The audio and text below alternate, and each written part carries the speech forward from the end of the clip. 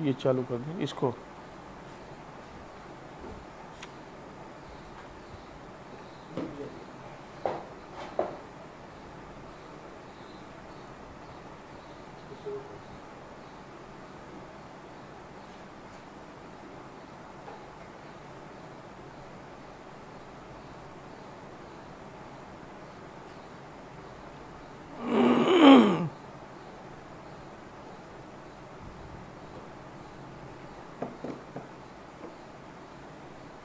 शुरू करें। इधर से सेट है सब। आसिम साहब शुरू करें। औज़ु बिल्लाहि मिनश शैतानिर रजीम। बिस्मिल्लाहिर रहमानिर रहीम। वक़ालतिल यहूदु लैसतिन नसारा अला शै वक़ालतिन नसारा लैसतिल यहूदु अला शै वहुम यतलूनल किताब कज़ालिका क़ालल्लज़ीना ला यअलमूना मिस्ला क़ौलिहिम फ़ल्लाहु यहकुमु बैनहुम यौमल क़ियामति फ़ीमा कानू फ़ीहि यख्तलिफ़ून वमन अज़लमु मिम्मन मनअ मसाजिदल्लाहि अन युज़करा फ़ीहा इस्मुहु वसअ फ़ी ख़राबिहा उलाइका मा कान लहुम अन यदख़ुलूहा इल्ला ख़ाइफ़ीन लहुम फ़िद दुनिया ख़िज़्युन व लहुम फ़िल आख़िरति अज़ाबुन अज़ीम वलिल्लाहिल मशरिक़ु वल मग़रिब फ़अय्नमा तुवल्लू फ़थम्मा वजहुल्लाह इन्नल्लाहा वासिउन अलीम। वक़ालू इत्तख़ज़ल्लाहु वलदन सुब्हानहु बल लहू मा फ़िस समावाति वल अर्द कुल्लुन लहू क़ानितून बदीउस समावाति वल अर्द व इज़ा क़ज़ा अमरन फ़इन्नमा यक़ूलु लहू कुन फ़यकून वक़ालल्लज़ीना ला यअलमूना लौला युकल्लिमुनल्लाहु औ तअतीना आया कज़ालिका क़ालल्लज़ीना मिन क़ब्लिहिम मिस्ला क़ौलिहिम तशाबहत क़ुलूबुहुम क़द बय्यन्नल आयाति लिक़ौमिन युक़िनून। इन्ना अरसलनाका बिलहक़्क़ि बशीरन व नज़ीरा वला तुसअलु अन अस्हाबिल जहीम वलन तर्ज़ा अन्कल यहूदु वलन नसारा हत्ता तत्तबिअ मिल्लतहुम क़ुल इन्ना हुदल्लाहि हुवल हुदा वलइन इत्तबअत अहवाअहुम बअदल्लज़ी जाअक मिनल इल्म मा लक मिनल्लाहि मिन वलिय्यिन वला नसीर अल्लज़ीना आतैनाहुमुल किताब यतलूनहु हक़्क़ तिलावतिहि उलाइका युमिनून बिहि वमन यकफुर बिहि फउलाइका हुमुल खासिरून।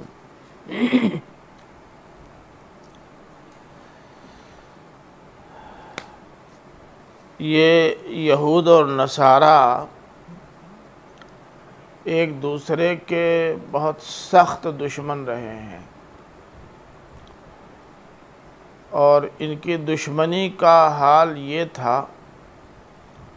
कि दोनों में से कोई किसी दूसरे की शरई बुनियाद तस्लीम करने के लिए तैयार नहीं थे।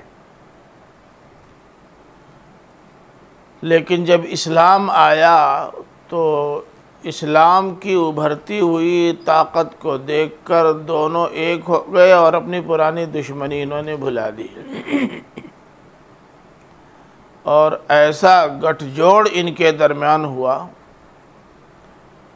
कि लगता ही नहीं था कि ये आपस में एक दूसरे के बड़े सख्त दुश्मन हैं।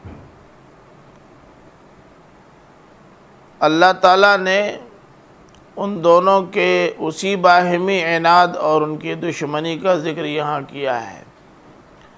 फरमाया कि वक़ालतिल यहूदु लैसतिन नसारा अला शै वक़ालतिन नसारा लैसतिल यहूदु अला शै। नसारा का ख़्याल यह है, यहूद का ख़्याल यह है कि नसारा की कोई शरई बुनियाद नहीं, और नसारा का ख़्याल यह है कि यहूद की कोई शरई बुनियाद नहीं। मतलब दोनों में से कोई दीनी मिजाज का, दीनी उसूल व ज़वाबित का और दीनी अहकाम का हामिल नहीं है। वो इनको बेदीन कहते थे, ये उनको बेदीन कहते थे।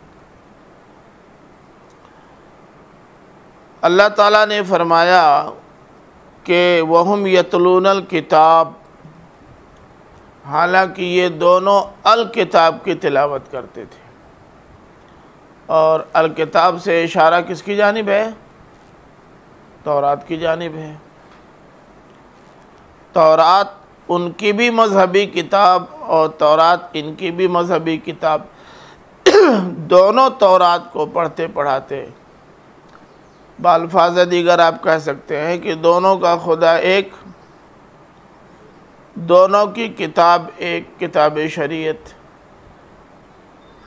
किताब शरीयत एक होने के बावजूद दोनों की बाहमी दुश्मनी का ये आलम कि कोई किसी के वजूद को तस्लीम करने के लिए तैयार नहीं है। लेकिन जब इस्लाम आया तो ये सब एक हो गए और अपनी पुरानी दुश्मनी इन्होंने भुला दी। हैरतनाक बात यह है कि जिस इस्लाम की दुश्मनी में सारी बातिल ताकतों ने एका कर लिया था, उस इस्लाम के हामिलीन अब टुकड़ियों में बट गए हैं, और ये भी अपने अलावा किसी और की दीनी बुनियाद को तस्लीम करने के लिए तैयार नहीं है।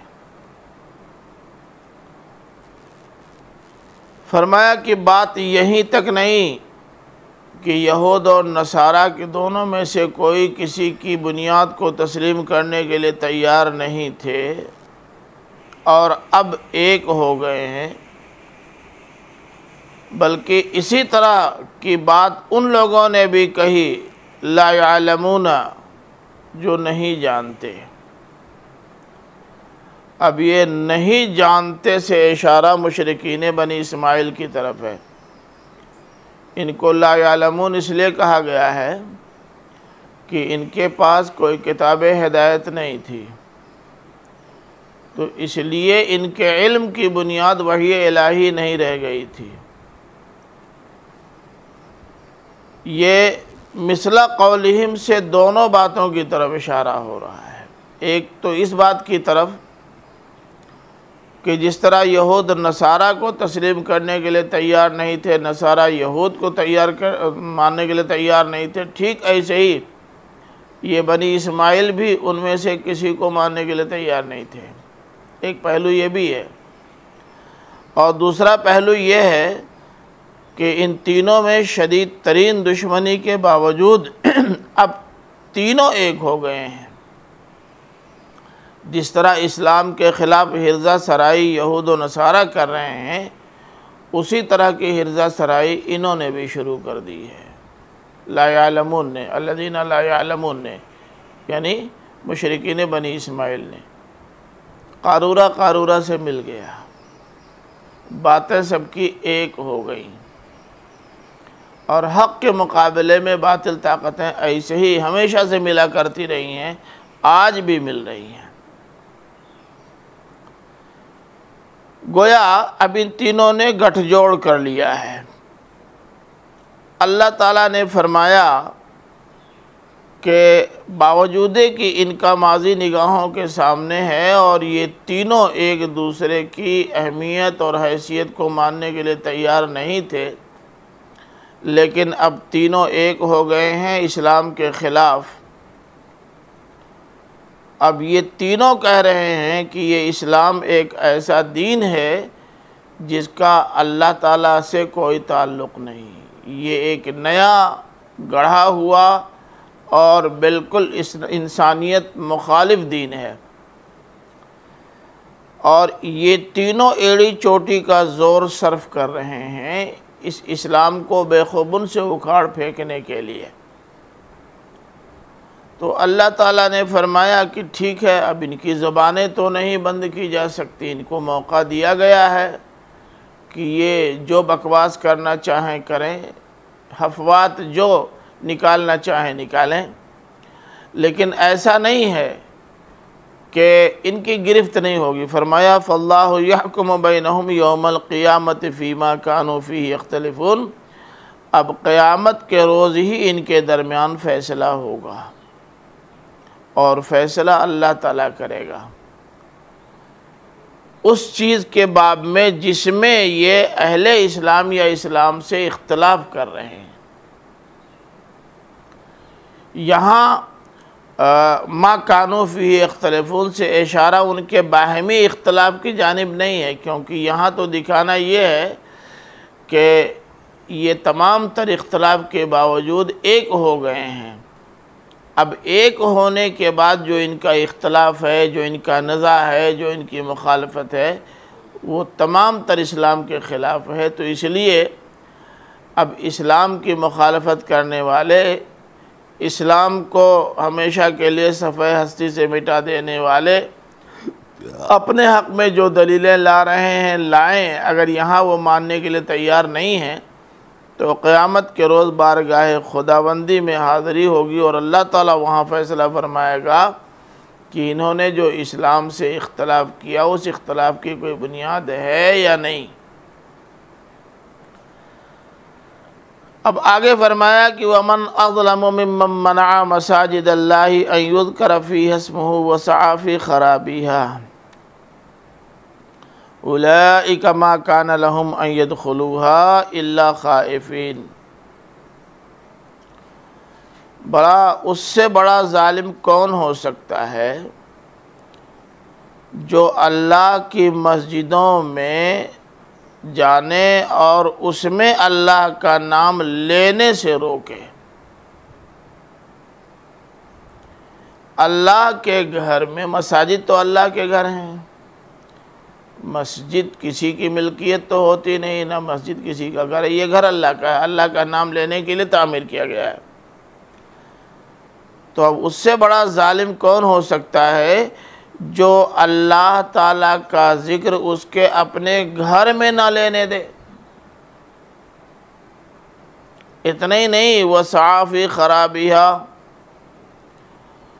और उन मसाजिद को तबाह व बर्बाद करने की सही व जुहद करे। ये उनके बाहमी नज़ा की दूसरी मिसाल है, जहन में रहे। तारीख़ गवाह है कि बैतुल मक़दिस में यहूद भी इबादत करते थे और नसारा भी, लेकिन इनकी बाहमी दुश्मनी का आलम यह था कि बाहर तो छोड़िए, ख़ुद उस बैतुल मक़दिस के अंदर भी इमामत को लेकर, इक़ामत को लेकर, क़िबला को लेकर इनमें झगड़ा हमेशा रहा है। और तारीख़ तो ये बताती है कि कई बार इनमें खुरेज़ जंगें बाकायदा बैतुल मक़दिस के अंदर हो चुकी हैं। आज भी मस्जिदों के अंदर और मस्जिदों को लेकर झगड़े हमारे दरमियान भी मौजूद हैं। संजरपुर के अबुल बका साहब थे, शायद आप जानते हो, मरहूम हो गए, धारावी में रहते थे, एक मस्जिद के मुतवल्ली थे, शानदार इंतज़ाम चल रहा था उनके ज़माने में। बरेलवी और देवबंदी सब उसमें जाते थे, नमाज़ पढ़ते थे, अहले हदीस जमात इस्लामी वाले सब जाते थे, उसमें नमाज़ पढ़ते थे, कोई झगड़ा नहीं था। लेकिन उनके बुढ़ापे में जब थोड़ी सी गिरफ्त उनकी कमज़ोर पड़ी तो दो मसलकों के दरमियान झगड़ा शुरू हो गया। हमारा इमाम रहेगा, वो कहते थे हमारा इमाम रहेगा, और इस बुनियाद पर बाकायदा ऐसी मारपीट हुई कि पुलिस को मुदाखलत करनी पड़ी और ताला उसमें लग गया। पता नहीं अब खुला कि नहीं मालूम, लेकिन यह है कि एक लंबे अरसे तक उसमें ताला लगा रहा। वो सअ फ़ी ख़राबिहा। हमने एक बार नेपाल की एक मस्जिद में देखा, जुमा का दिन था, मैं गया नमाज़ पढ़ने के लिए, बहुत बड़ी मस्जिद नहीं है, लेकिन उसी मस्जिद में असल मिंबर छोड़कर 2 अलग अलग आर्जी मिंबर बने हुए थे, और अगर दोनों आगे पीछे इमामत कर लेते तो चलता, लेकिन एक साथ 2 खुतबे चल रहे थे एक साथ। छोटी सी मस्जिद में एक साइड में मेहराब के अंदर वो और दूसरे साइड में मेहराब के अंदर वो, एक साथ खुतबा चल रहा था। नमाज एक साथ हो रही है, 2 अलग अलग इमाम नमाज पढ़ा रहे हैं। ये सायुन फिल ख़राब में ये सब आता है। इमामत का मसला, इकामत का मसला, मौज़िनी का मसला और तौलियत का मसला, ये सब इसी में शामिल है। और अब भी आप देखेंगे बहुत सारी जगहों पर बाकायदा मस्जिदों पर बोर्ड लगे हुए हैं, मस्जिद अहले हदीस, मस्जिद हनफी, मस्जिद अहले सुन्नत वल जमात, बाकायदा बोर्ड लगे हुए हैं। और वहाँ मस्जिदों में आपको लिखा हुआ मिलेगा कि ये हैं हमारे उसूल और ज़ाब्ते, जो इनको तस्लीम नहीं करते उनको मस्जिद में दाखिल होने की इजाज़त तक नहीं है। बताइए, ये सब सहाफ़ी ख़राबियाँ हैं। तो फरमाया कि इन ज़ालिमों ने तो बाकायदा अल्लाह के एक घर में नहीं, सिर्फ बैतुल मक़दिस की बात नहीं थी, बैतुल मक़दिस का तो नाम मैंने इसलिए लिया कि उनके नज़दीक उसकी हैसियत क़िबला थी। जब क़िबला में उनकी जंग और नज़ा का ये आलम था, तो बाहर जो आलम रहा होगा वो बयान का मोहताज नहीं है। फरमाया कि उलाइका मा काना लहुम अन यदखुलूहा इल्ला खाइफीन, हालांकि इनको ये ज़ेब नहीं देता था कि वो अल्लाह के घर में भी शैतानी फ़िक्र व फ़लसफ़ा के साथ दाखिल हों। होना ये चाहिए था कि वो जब अल्लाह के घर में जाते तो अल्लाह के डर से लर्ज़ा बरंदाम होते। उलाइका मा काना लहुम अन यदखुलूहा इल्ला खाइफीन, ये वो लोग थे जिनको उन मस्जिदों में दाखिल नहीं होना चाहिए था मगर डरते हुए। अल्लाह के घरों में जाएं तो अल्लाह का खौफ दिल में समा के जाएं, होना ये चाहिए था। लेकिन जाहिर है कि इन्होंने तस्लीम तो इसको किया नहीं। फरमाया लहुम फिद दुनिया खिज़, इनके लिए दुनिया में भी रुसवाई है। मिसालें तो कई एक दी जा सकती हैं, लेकिन एक मिसाल सिर्फ मैं आपको देता हूँ। खाने काबा में नमाज पढ़ने, क़ुरबानी करने और हज करने से रोकने के लिए नसारा ने भी एड़ी चोटी का ज़ोर सर्फ कर दिया। ये खाने काबा मक्का, और पहले तो इन्होंने अपने सफारती ज़राए इस्तेमाल किए इसके लिए कि लोग मान जाएं कि ये मरकज़ नहीं है, लेकिन जब नहीं माने तो बाकायदा एक ईसाई हुक्मरान अबरहा ने खाने काबा को ढा देने का प्लान बना लिया और उस पर फौजकशी कर दी। लेकिन अल्लाह ताला ने बताया ना कि लहुम फिद दुनिया खिज़, दुनिया में भी इनको रुसवाई का मुँह देखना पड़ेगा। बड़े तुम तराक के साथ, तो उसको एहतशाम के साथ, पूरे कर्र फर के साथ चल के आया था अबरहा अपनी पूरी तैयारी के साथ कि अब जाएंगे और खाने काबा की बुनियाद खोद के फेंक देंगे। न रहेगा बाँस, न बजेगी बाँसुरी, फिर हम अलग से अपना मरकज़ तामीर कर लेंगे। और वो मरकज़ कहाँ? अपने यहाँ यमन में तामीर करना चाहता था। लेकिन क्या हुआ? रुसवाई मुक़द्दर नहीं ठहरी। इस तरह कूट दिए गए, इस तरह कूट दिए गए कि सारी मोच नीचे गिर गई, सारा गुरूर खाक में मिल गया। अब ये बिल्कुल अलग बहस है कि इनकी तबाही और बर्बादी कैसे अमल में आई। आप जानते हैं कि मुफस्सिरीन का इस दरमियान इस बारे में इख्तलाफ है। मुफस्सिरीन का क्या इख्तलाफ है? सारे मुफस्सिरीन की एक राय है, मौलाना फ़राही की अपनी एक राय है।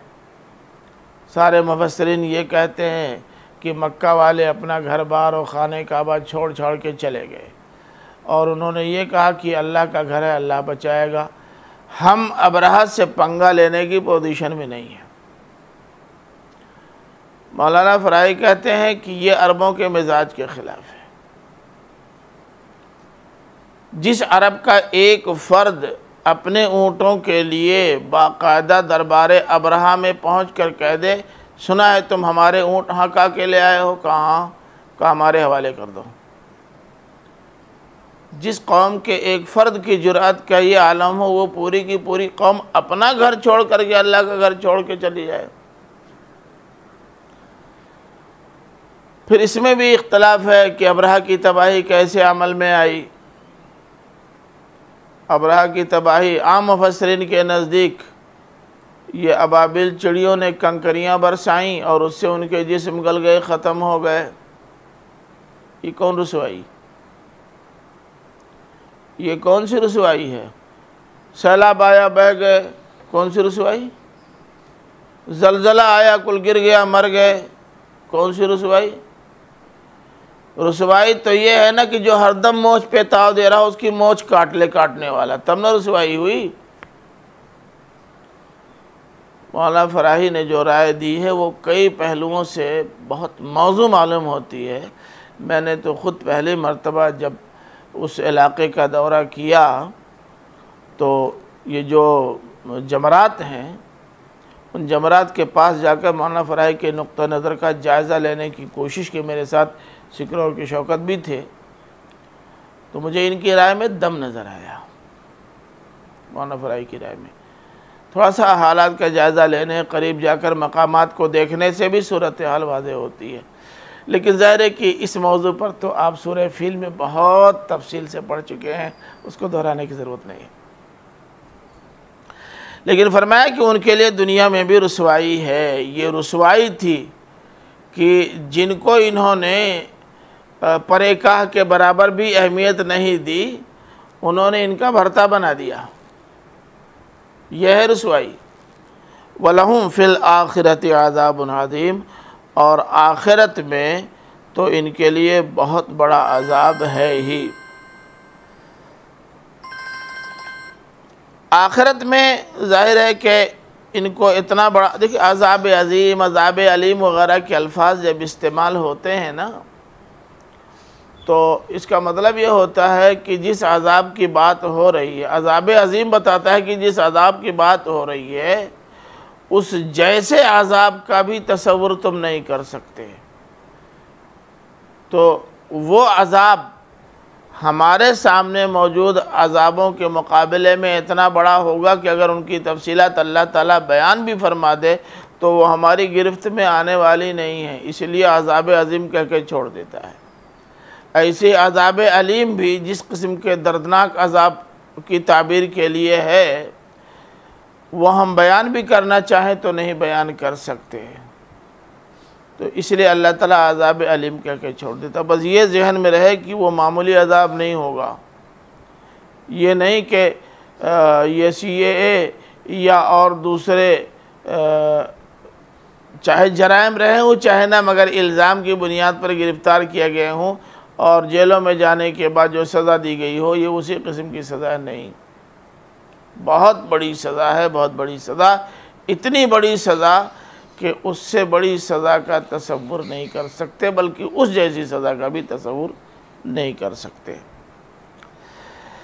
अब देखिए, एक तरफ तो सूरत हाल ये है इन बदमाशों की कि ये अल्लाह का नाम भी लेते हैं और अल्लाह के नाम पर झगड़ा भी करते हैं।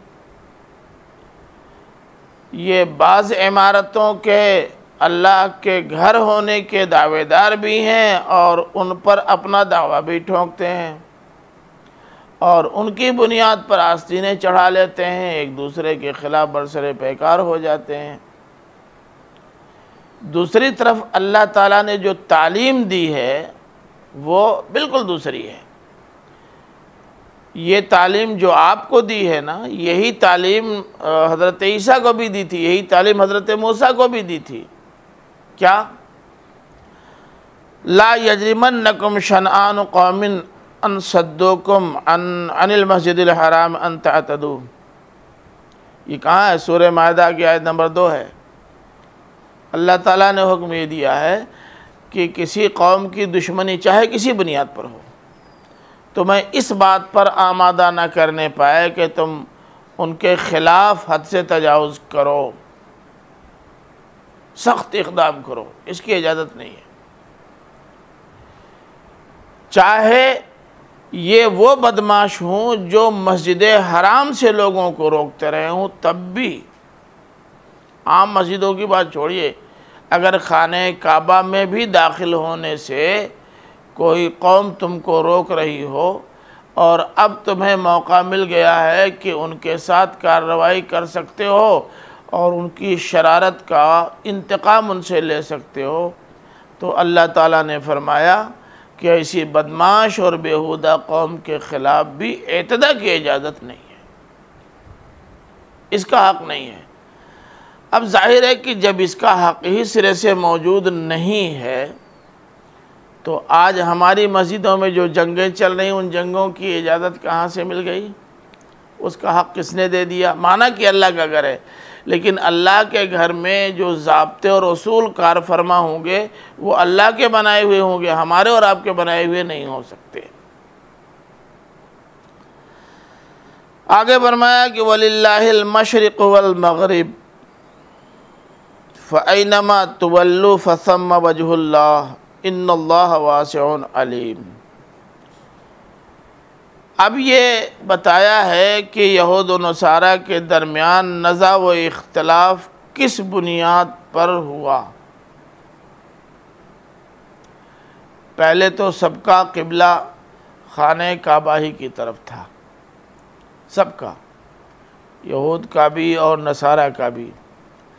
लेकिन जब उलमाए यहूद ने तौरात में तहरीफ़ करके खाने काबा की मरकज़ियत उस किताब के अंदर से निकाल दी, तो अब मौका मिल गया बाहम इख्तलाफ करने का, और इन्हीं की शरारत के नतीजे में खाने काबा की जगह पर बैतुल मक़दिस क़िबला करार पाया है, इन्हीं की बदमाशी की वजह से। और हज़रत ईसा अलैहिस्सलाम के ज़माने तक खाने काबा ही क़िबला रहा है। जिन लोगों का ख़्याल ये है कि उससे पहले ही खाने काबा की मरकज़ियत और मरजइयत ख़त्म हो गई थी और हज़रत सुलेमान अलैहिस्सलाम ने जब बैतुल मक़दिस की तामीर की तो उसी वक्त क़िबला चेंज कर दिया था। ये क़िबला वगैरह मिनटों सेकंडों में चेंज नहीं होता, दिन 2 दिन, 1 महीने 2 महीने में चेंज नहीं होता, उसमें वक्त लगता है।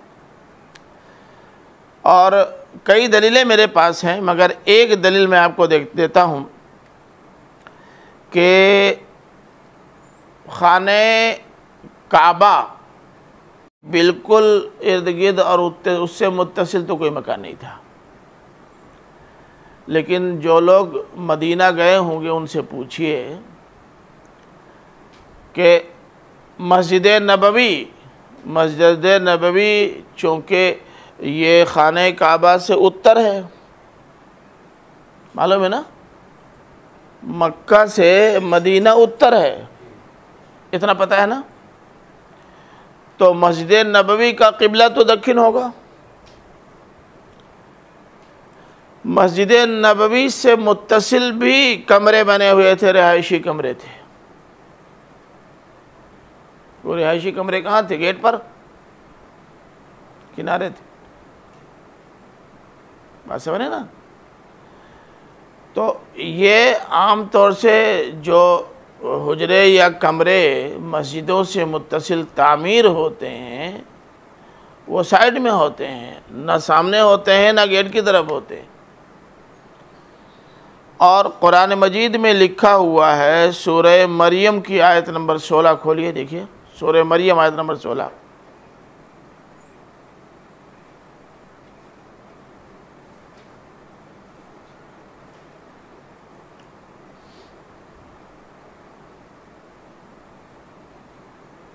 मिल गई याद? वज़कुर फ़िल किताबि मरियम इज़िन तबज़त मिन अहलिहा मकानन शरक़िय्या। मरियम अपने घर वालों से अलग हुई, बैतुल मक़दिस में गई तो क़यामगाह उनकी क्या करार पाई? शरक़िय्या, साइड। तो क़िबला चाहे इधर हो चाहे इधर हो, क़िबला अगर इधर होगा तो गेट इधर होगा और गेट की तरफ औरत का घर। अजीब गरीब बात है। पीछे होता तो समझ में आता है, लेकिन जिधर से गेट है उधर ही ज़नान खाना हो। ये तो दुनिया में कहीं नहीं होता, यहाँ कैसे होगा? तो इसका मतलब यह है कि उस वक्त तक क़िबला यही था, मकान उनका इधर था साइड में, रिहाइश उनकी थी।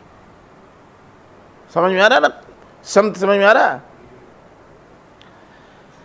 लेकिन हुआ ये कि देखिए, खाने काबा से या बैतुल मक़दिस से खाने काबा का सिमत या साइड पहले देख लीजिए। ये आसिम साहब जहाँ बैठे हुए हैं वह है बैतुल मक़दिस, और खाने काबा है यहाँ, ये जो दो जंगलों के बीच वाली जगह है, थोड़ा सा पूरब जानिब क्रॉस दक्षिण साइड में है। वो नक्शा तो है नहीं यहाँ के, हम आपको दिखा दें, देख लीजिएगा। हज़रत मरियम अलैहिस्सलाम जो पूरब साइड में उन्होंने क़याम किया था, जब हज़रत ईसा अलैहिस्सलाम दुनिया से चले गए और उनके दो मुमताज़ तरीन शागिर्दों का ज़माना है। शागिर्द तो कई एक थे और उनके दरमियान में भी बाज़ चीज़ों में कुछ आपस में इख्तलाफात भी रहे हैं, लेकिन वो कोई बहुत ज़्यादा अहम और बुनियादी नहीं थे। कुछ शागिर्द होते हैं जो चल पड़ते हैं और कुछ नहीं चलते। मौलाना फ़राई के दो शागिर्दों का नाम खूब चला, और भी शागिर्द रहे, मौलाना अमीन हसन इस्लाही, मौलाना अख्तर हसन इस्लाही। होता है फ़िक़हें कई एक वजूद में आई, मगर चार फ़िक़हें चली। ऐसा नहीं कि चार ही फ़क़ीह थे, बहुत सारे थे, मगर चार फ़िक़हें चली। जो चली उन्हीं का नाम याद रखा जाता है। हज़रत ईसा अलैहिस्सलाम के शागिर्द कई एक थे, जिनमें से दो शागिर्द चले और उन दोनों का नाम तारीख़ में महफूज है। एक शमऊन, जिसको पीटर भी कहा जाता है, दूसरे पाल, जिनको बोलोस भी कहा जाता है। हज़रत शमऊन आखिर तक दीन हनीफी पर कायम रहे और पाल ने धीरे धीरे धीरे धीरे अपना रंग बदलना शुरू कर दिया और दीन का एक नया ढांचा खड़ा कर दिया। जैसे एक ही उस्ताद के दो शागिर्द हैं, एक पुरानी हनफियत नहीं, पुरानी हनफियत पे बाकी रह गए और दूसरे साहब ने हनफियत का एक नया सांचा खड़ा कर दिया। नाम बताने की ज़रूरत तो है नहीं, आप जानते हैं। अभी 100 साल हुआ होगा ज़्यादा से ज़्यादा इस नए सांचे के वजूद में आए हुए, लेकिन आप शहरों में जाके देख लीजिए, अक्सरियत उनकी हो गई। पूरा का पूरा इलाका, पूरा का पूरा बेल्ट उनका हो गया। क्यों? उन्होंने दीन को आसान बना दिया। मुहर्रम की 10 तारीख को हलवा मालिदा बना करके खा लो, साल भर का मसला हल, गुनाह माफ़। ताक में गुलगुला भर दो, मसला हल। बस नहीं, मौलाना आकिब साहब को नज़रो नियाज कर दो, मसला हल। कितना आसान है, न हर्रे न फिटकी, न कुछ करना न धरना। ये रोज़ाना 5 वक्त नमाज पढ़ना, रोज़े रखना, ज़कात का हिसाब लगाकर, माल का हिसाब लगाकर ज़कात देना और हज करने के लिए यहाँ से वहाँ 3.5 लाख रुपया खर्च करके जाना। मियाँ बीवी दोनों जा रहे हैं तो 7 लाख रुपया लगाना उससे बहुत आसान है। 1 लाख रुपया खर्च करो, शानदार किस्म की गाड़ी रिज़र्व कर लो और चले जाओ, घर से ज़ियारत करके चले आओ। ये ज़ियारत उस ज़ियारत की क़ायम मक़ाम है। ये है वो दीन का ढांचा जो ज़रा सस्ता है, हल्का है, आसान है, इसलिए खूब फैला। पाल ने भी बहुत सारी पाबंदियों से आज़ाद कर दिया था, इसलिए वो भी बड़ा आसान लगा। एक तो नमाज ही से आज़ाद कर दिया था। मुतवल्ली इमाम साहब, मौज़िन साहब नमाज़ पढ़ने, पूरी मिल्लत की तरफ से किफ़ायत हो जाएगी, झगड़ा ख़त्म। यही यहूद ने भी अपने ज़माने में किया था। उन्होंने भी कम से कम नमाज से लोगों को छुट्टी दे दी थी, और माशाल्लाह हम लोगों ने भी नमाज से छुट्टी दे दी। अभी उतनी छुट्टी तो नहीं दी है, हर गांव में 25-50 लोग रहते हैं, लेकिन उन लोगों ने तो छुट्टी दे दी थी बिल्कुल। इमाम साहब और मुतवल्ली और मौज़िन साहब काफ़ी होते थे सबके लिए। और मैं ये बात यूँ ही नहीं कह रहा हूँ, वो कहाँ है, कुरान मजीद ही में लिखा हुआ है कहीं,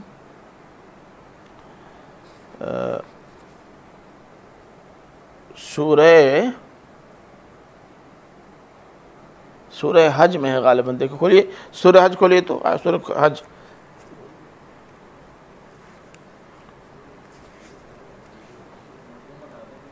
आयत नंबर 26।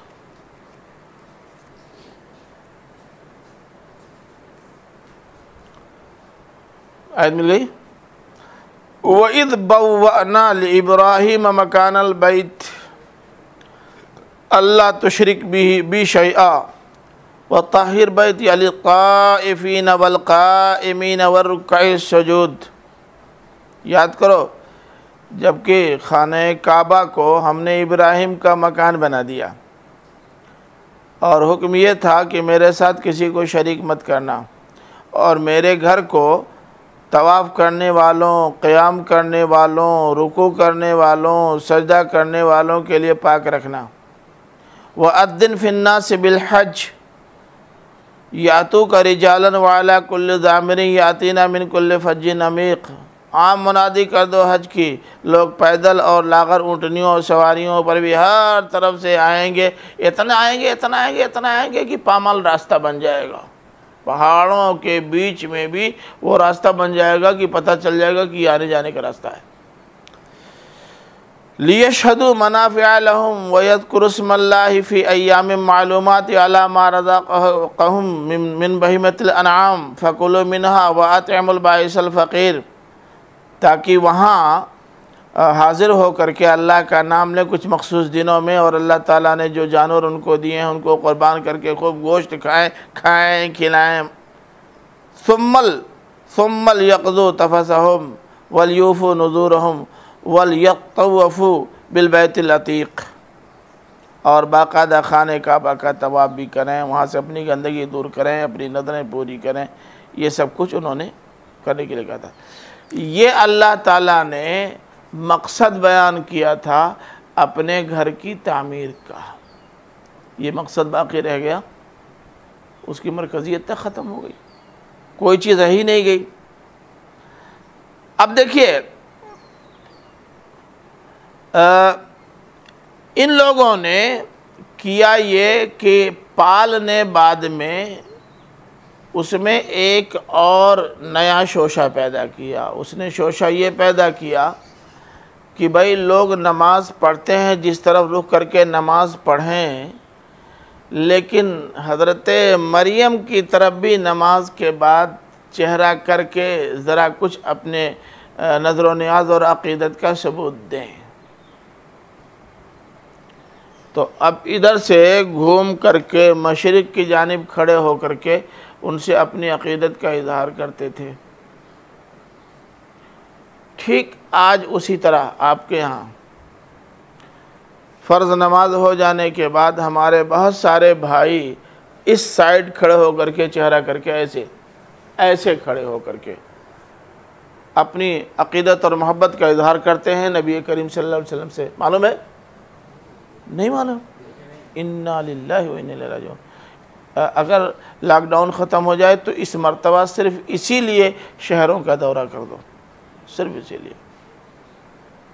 90% मसाजिद में, उनकी मसाजिद में जिन्होंने एक नया ढांचा खड़ा किया है। बाकायदा खाने काबा की और बैतुल मस्जिद नबवी की तस्वीर कोने पर लगी होती है, और यहाँ से चूँकि मदीना इस साइड में पड़ता है, इसलिए बाकायदा रोज़ा रसूल की तरफ रुख करके अपनी अक़ीदत का इजहार किया जाता है।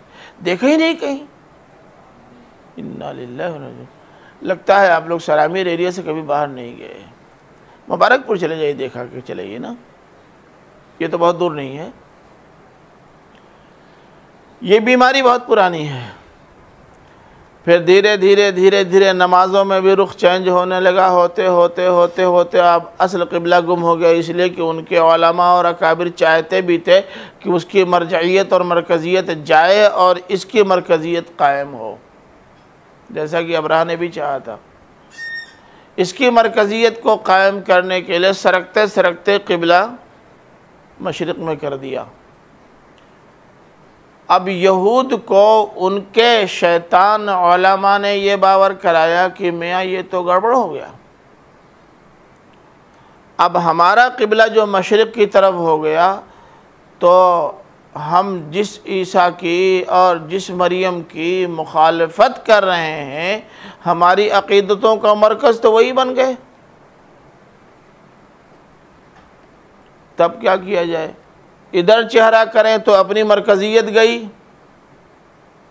इधर चेहरा करने की कोई बुनियाद नहीं है, इधर चेहरा करें तो मरकज़ अक़ीदत मरियम करार पा जाएं। तब इनकी दुश्मनी में सीधे सीधे उल्टा करना, सीधे सीधे उल्टा करना। बस उन्होंने मशरिक़ के बजाय मग़रिब को क़िबला बना लिया। इस आयत में तबसरा उन्हीं पर, बहुत जामे आयत हैं ये, और बहुत मुख्तसर तरीन लफ्ज़ों का इंतखाब अल्लाह ताला ने किया है। ये सोच कर कि अरबी हफ्तम के लड़के तो इस तारीख़ से वाकिफ़ होंगे ही।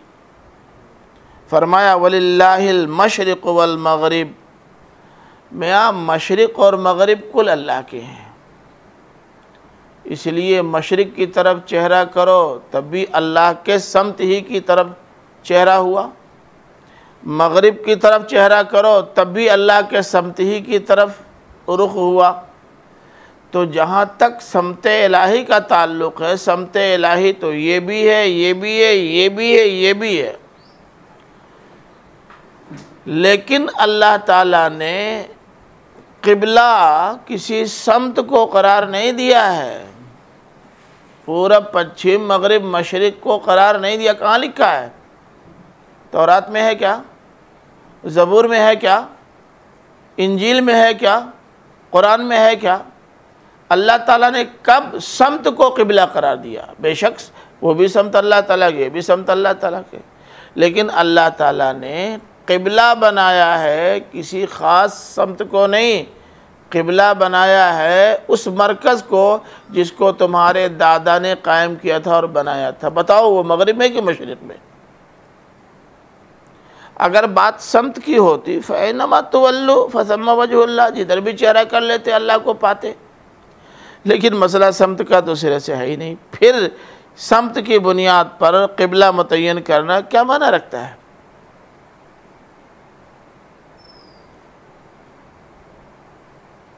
इन्नल्लाह वासिउन अलीम, अल्लाह बड़ी गुंजाइश रखने वाला, इल्म रखने वाला है।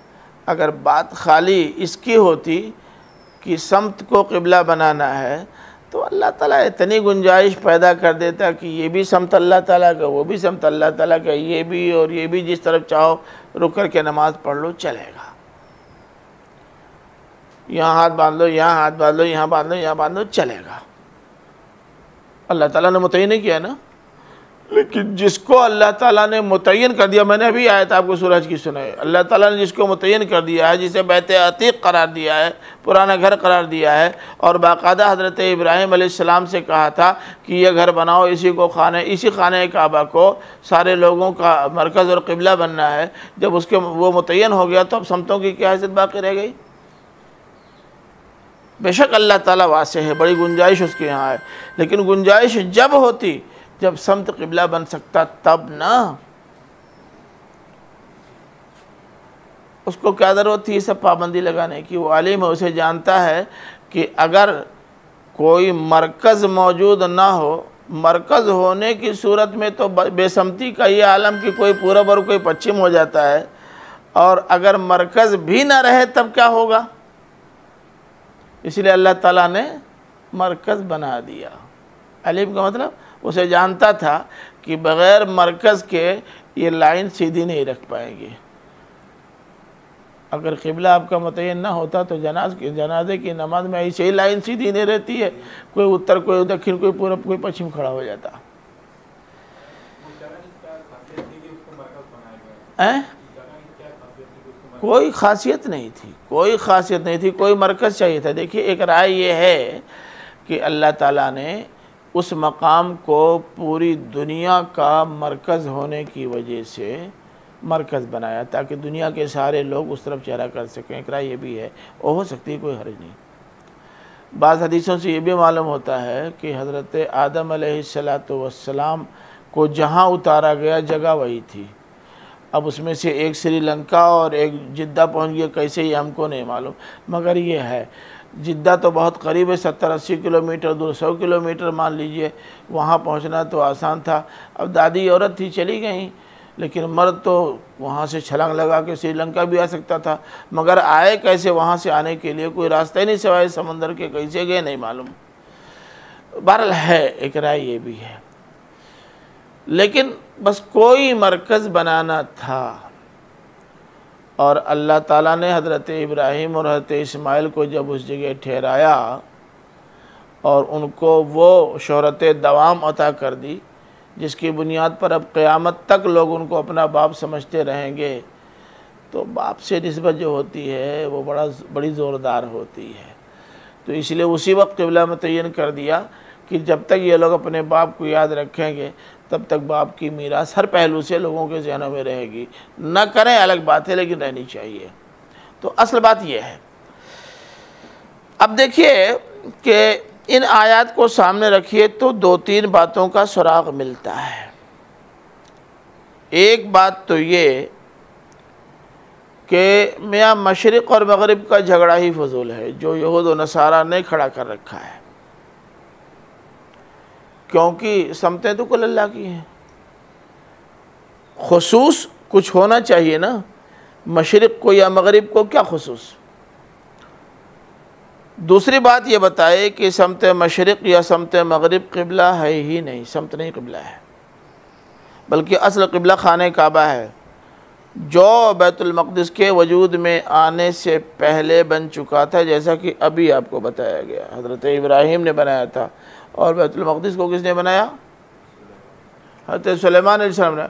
हज़रत सुलेमान हज़रत मूसा अलैहिस्सलाम के भी बाद के हैं, और हज़रत इब्राहीम के तो बहुत बाद के हैं, बहुत बाद के हैं।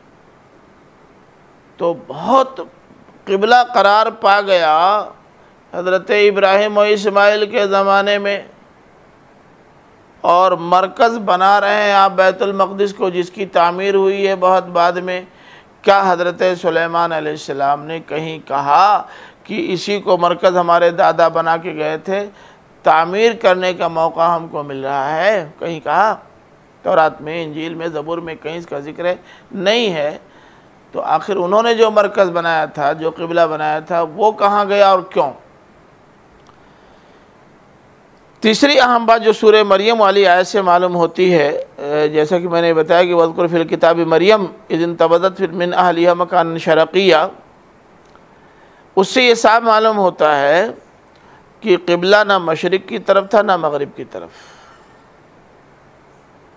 क्योंकि ये जो मकान की तामीर है ना, वो मेन गेट पर जनान खाना नहीं हो सकता। दुनिया में कहीं ऐसा नहीं होता। मैंने आज तक किसी का मकान ऐसा नहीं देखा कि गेटवे पे औरत के रहने की जगह हो, गेट ही पर किचन हो। ये जनान खाना बहुत अंदर होता है, दूर होता है, इतना करीब नहीं होता। फिर असल बात ये है कि सजदा की जो जगह बनाई जाती है, जिसे मरकज़ इबादत कहते हैं, तो उसका आस्ताने महबूब होना ज़रूरी है। और खाने काबा के आस्ताने महबूब होने की दलीलों की कमी तो नहीं है। ये जो सफ़ा और मरवा की सही वगैरह आप लोग आज तक कर रहे हैं, वो सब उसी महबूबियत और उसी इस तरह उसी बेचैनी की दलील करार देते हैं। फिर हज़रत इब्राहीम अलैहिस्सलाम ने और हज़रत इस्माईल अलैहिस्सलाम ने अल्लाह ताला की महबूबियत की जो दलील फ़राहम की है, तारीख़ इंसानी उसकी नज़ीर लाने से कासिर है। बात समझ रहे हैं? तो इस शेर का मतलब थोड़ा सा घुमाइए, जो आम तौर से समझा गया है वो सही नहीं है कि हरजा कुनेम सजदा बदा आस्था रसद, ये ठीक नहीं है जो आम तौर से कहा जाता है। जिधर चेहरा करके नमाज़ पढ़ो अल्लाह ताला की बारगाही में पहुँचोगे, गलत बात है। इस शेर का ये मतलब ही नहीं, शायर की रूह मत निकालिए। शायर कहता है हरजा कुनेम सजदा बेदा आस्था रसद, जिधर भी चेहरा करके नमाज़ पढ़ना सोच लेना कि जहाँ रुख कर रहे हो उसे आस्ताने महबूब होने का शरफ़ हासिल होना चाहिए। शायर ये कहना चाहता है, शरह लोगों ने उल्टी सीधी कर दी है, शरह सही कीजिए, ये कहना चाहता है। और आस्ताने महबूब वही है जी। आगे फरमाया कि कालू वकालु तखदल्लाहु वलदा, इन जालिमों ने ये कहा कि अल्लाह ने औलाद बनाई है। सुनते ही आप भी कह देते हैं ला हौला वला कुव्वता इल्ला बिल्लाह, नहीं कहते? अल्लाह ताला ने भी वही कहा, सुब्हानहू, उसने भी वही कहा।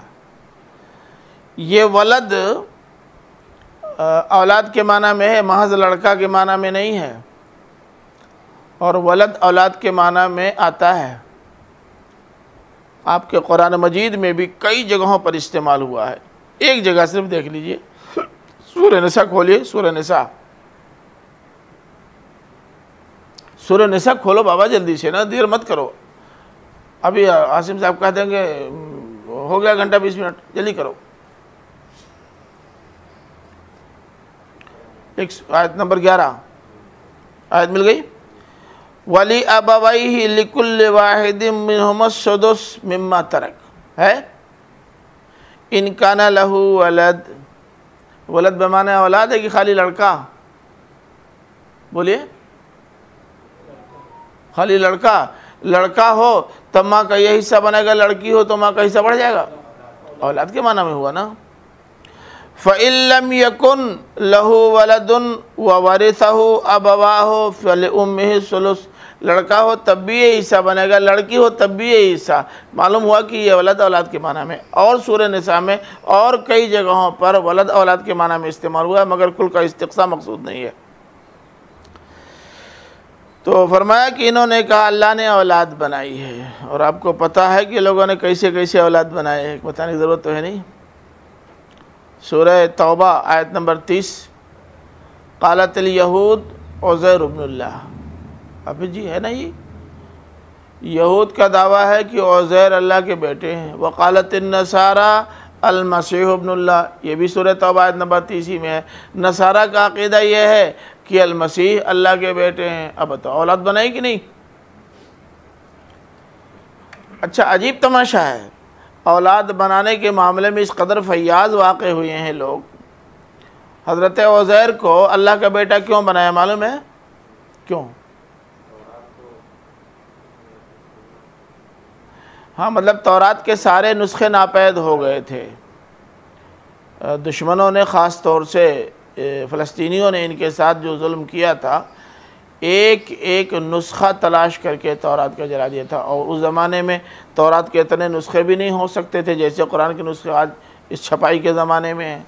लेकिन जो नुस्खे जहाँ जहाँ थे चुन चुन के खोज खोज के इन्होंने जला डाला ज़ाया कर दिया, बचा ही नहीं।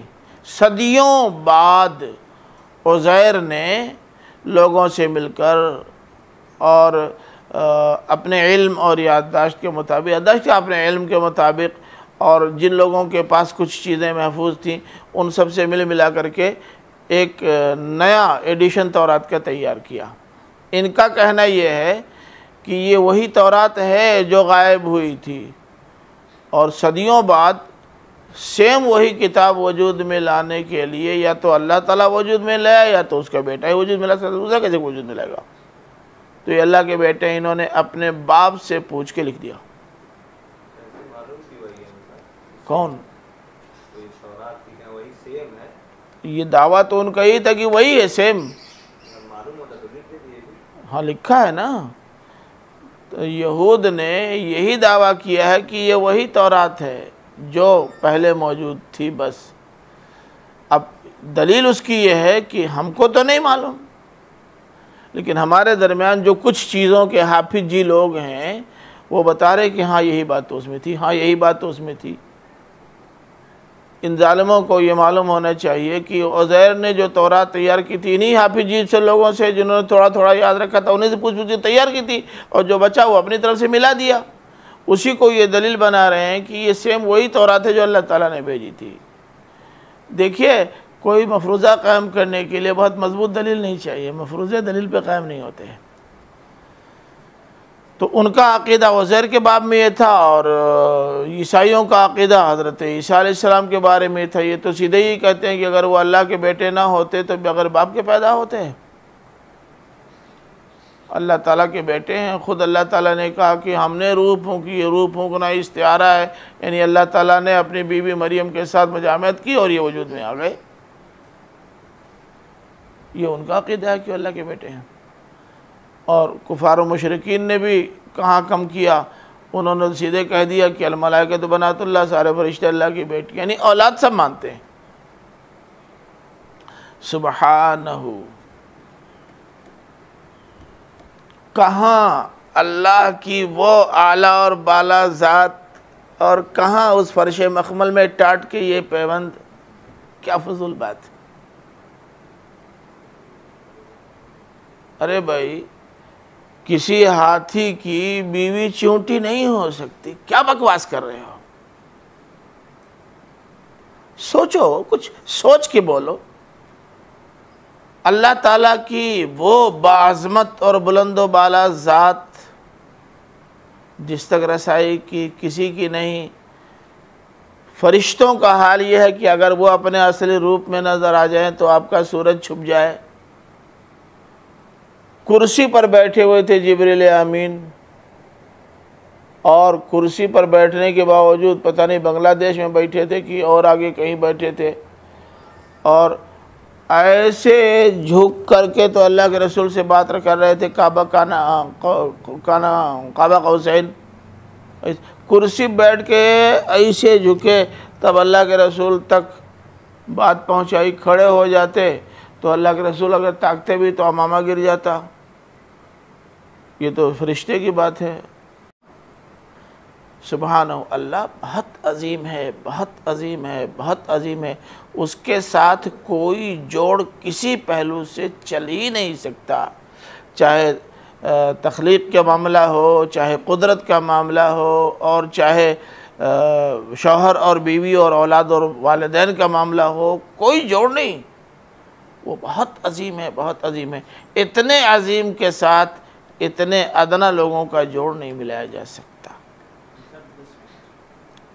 देखिए अलार्म बज गया। सुबहानहू पर मैं गुफ्तगू पहले कर चुका हूँ, इसलिए अब उसकी तफसील की ज़रूरत नहीं है। इसमें देखिए अज़मत का पहलू बुनियादी तौर से होता है। चाहें तो यहाँ से ये माना भी निकाल सकते हैं कि अल्लाह ताला इन अयूब से पाक है। अयूब से पाक करार देना भी नहीं, दिखाना यह है कि कहाँ वो और कहाँ ये, कहाँ पहाड़ और कहाँ गिलहरी, ये दिखाना है। बल लहू माफिस समावाति वल अर्द, बल्कि आसमानों और ज़मीन में जो कुछ है सब अल्लाह के। और इनके, जिनको औलाद बनाया है, जिनको बीवी बनाया है, वो भी अल्लाह के। तुम भी अल्लाह के, आसमान और ज़मीन अल्लाह के, उसके दरमियान की सारी चीज़ें अल्लाह की। जो इतना बड़ा हो उसके साथ इतना छोटा, और फिर जिसके आसमान और ज़मीन कुल हैं, वो चाहता तो अपनी बीवी अपनी जैसी भारी भरकम, जो आसमान जैसी बड़ी मखलूक बना सकता, वो तो नहीं बड़ी बीवी क्यों नहीं बना लेता अपना काम चलाने के लिए। ये चूंटी को बीवी बनाने की क्या ज़रूरत थी? फिर उसे औलाद की क्या ज़रूरत? जिसका कुल हो उसको औलाद की क्या ज़रूरत? औलाद की ज़रूरत तो उनको महसूस होती है ना जिनको ज़िंदगी के किसी मरहले में अपनी लाचारी और बेचारगी का एहसास हो या होने का अंदेशा हो। औलाद की तमन्ना वो करते हैं बुढ़ोती में काम आएगा। अल्लाह को क्या ज़रूरत? बुढ़ोती आएगी क्या? उसकी कुदरत में कभी कमी आ जाएगी क्या? कुल्लु लहू कानितून, और सब उसके आगे कानित, उसके फर्माबरदार हैं, सब उसके फर्माबरदार हैं। जिसको जो हुक्म चाहे दे दे। तो जिसके पास इतनी बड़ी बड़ी फौजें, ज़मीन आसमान, फरिश्ते, जिन्नात, ये और वो, आग हवा पानी, जिसकी फ़ौज में ये सब मेंबर हुई, दो चार चूंटियाँ अगर नहीं रहेंगी उस फ़ौज में तो उसका कौन सा नुकसान हो जाएगा?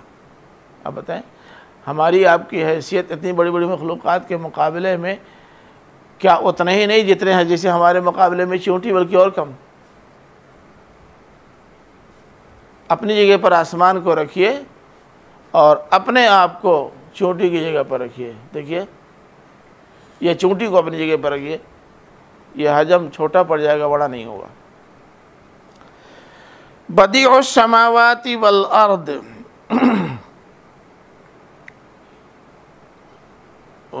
इदा क़ज़ा अमरन फ़इन्नमा यक़ूलु लहू कुन फ़यकून, वो आसमानों और ज़मीन का बदी है।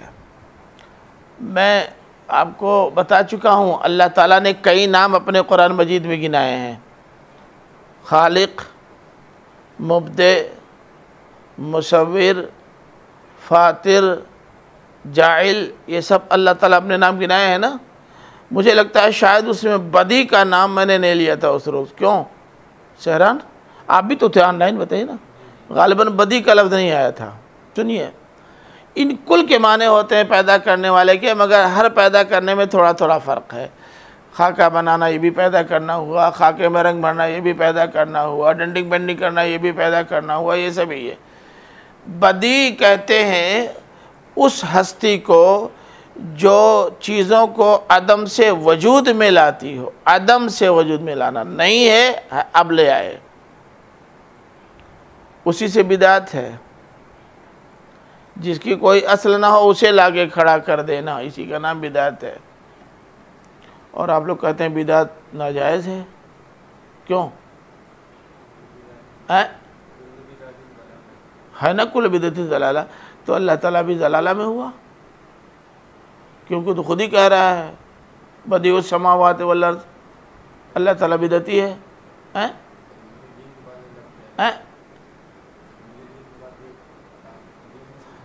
अरे मियाँ, अल्लाह ताला को बदी होने का हक़ है,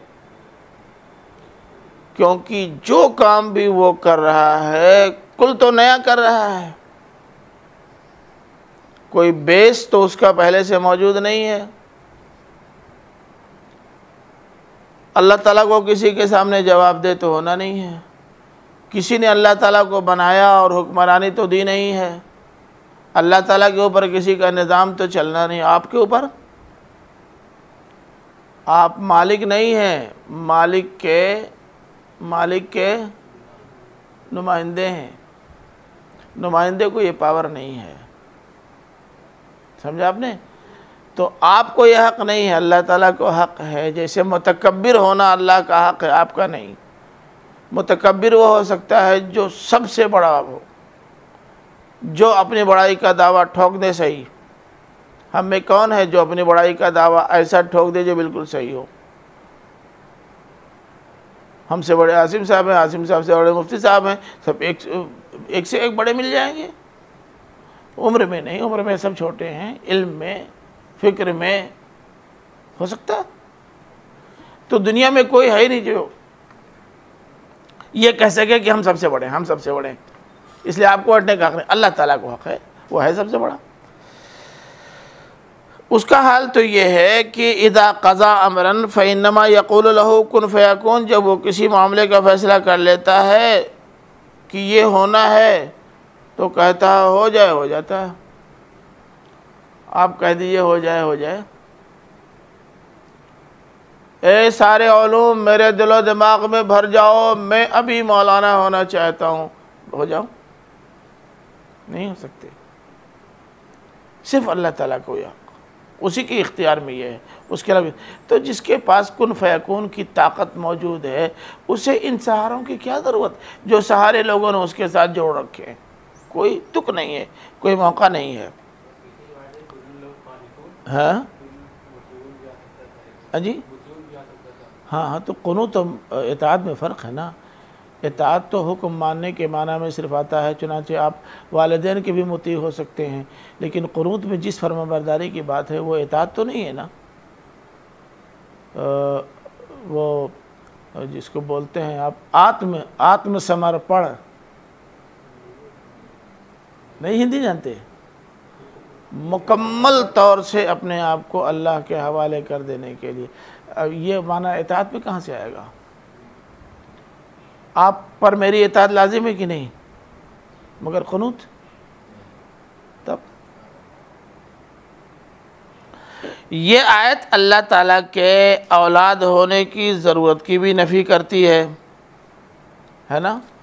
ये आयत अल्लाह ताला के बीवी होने की भी नफ़ी करती है।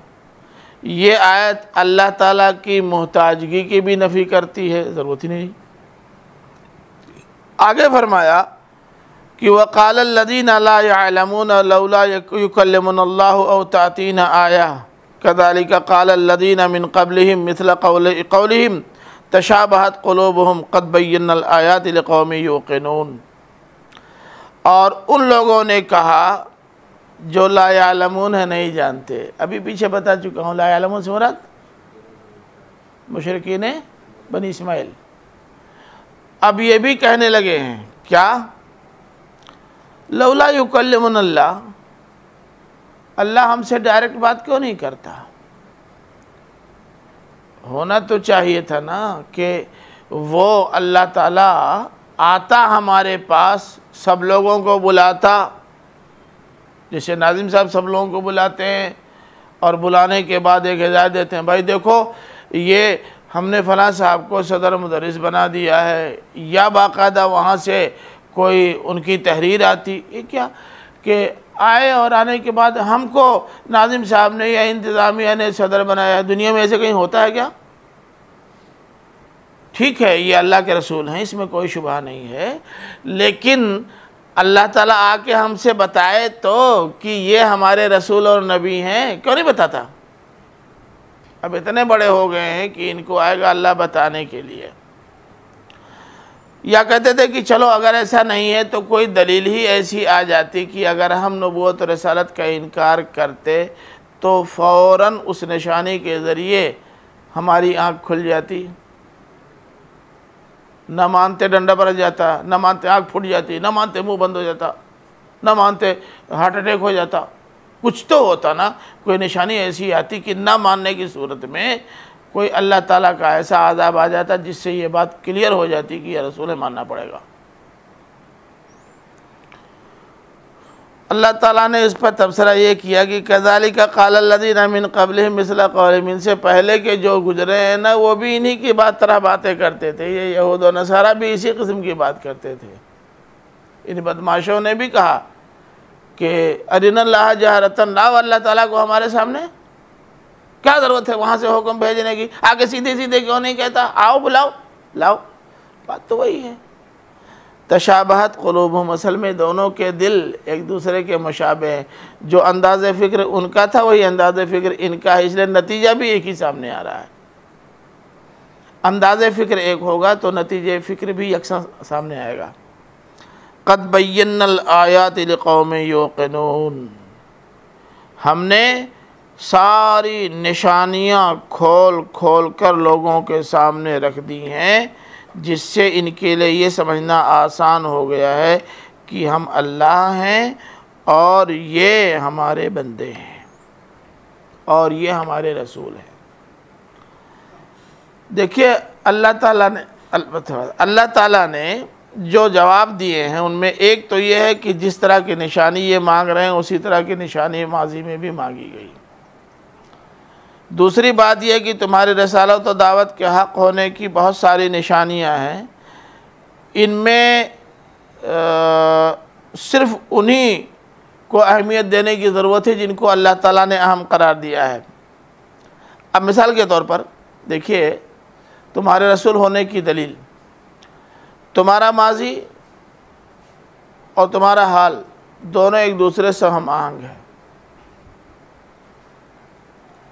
अगर ये रसूल ना होते, अल्लाह के नबी, तो जो इल्ज़ामात तुम इन पर लगा रहे हो, उन इल्ज़ामात के आने से पहले उनकी और इस ज़िंदगी में फ़र्क होता ना। उस ज़िंदगी में अल्लाह ताला ने दलील में पेश किया कि कह दो लबिस्तु फ़ीकुम उमरन मिन क़ब्लिही अफ़ला ताक़िलून, तुम्हारे दरमियान में एक लंबे अरसे तक रह चुका 40 साल तक, क्या तब की और अब की ज़िंदगी में कोई फ़र्क पाया?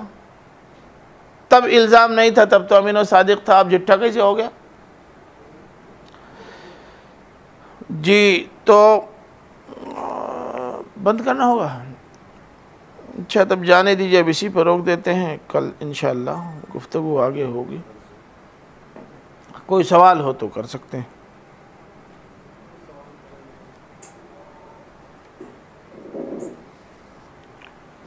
जी, कोई साहब कुछ पूछ रहे हैं?